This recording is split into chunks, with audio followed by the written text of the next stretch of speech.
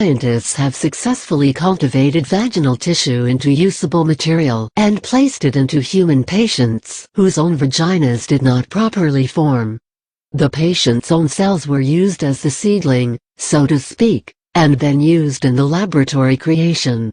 The methods used to grow the vaginas is believed to be one scientists should be able to use for growing even more tissue and organs in the future. So yet again, we find ourselves face to face with technology resembling something from the world of science fiction or comic books. Remember Swamp Thing?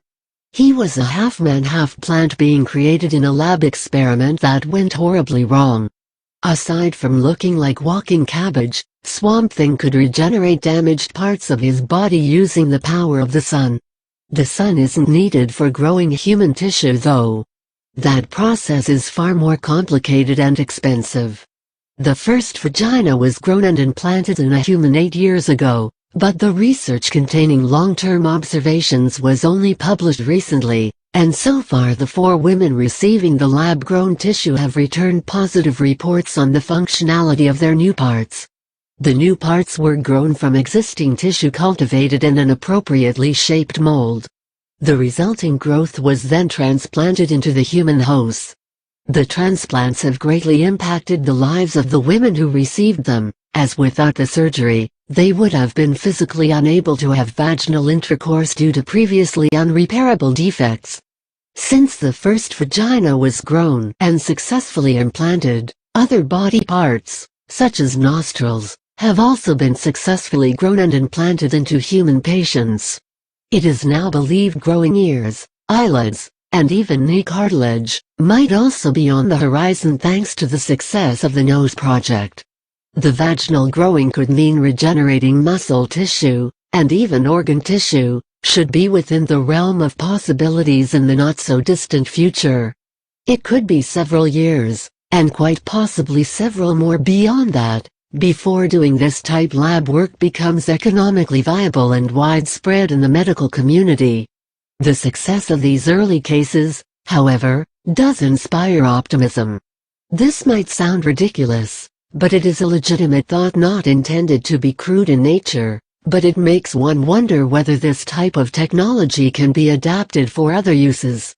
For example, in products like the fleshlight, click at your own risk, or other similar devices one might find in the local sex shop whose manufacturers have been striving for years to make as flesh-like as possible.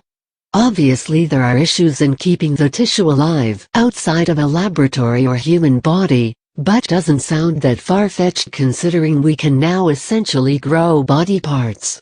The sex industry has often been credited as being a driving force behind technology in the past. Supporters of this philosophy often point to the history of the VCR, on-demand television, and the Internet, among others, when trying to validate their claims. Admittedly, others believe this theory gets way more credit than it's due. Anything is possible when there is a large profit to be made, and the sex industry, and the healthcare industry for that matter, has proven its ability to make money. Pornography alone is estimated to be a $10 billion business globally.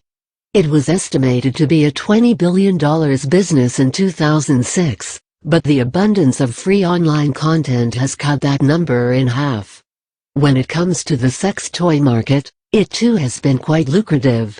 There were 5 million fleshlights sold between 2002 and 2012, and by that time they were reportedly manufacturing 4,000 units per day.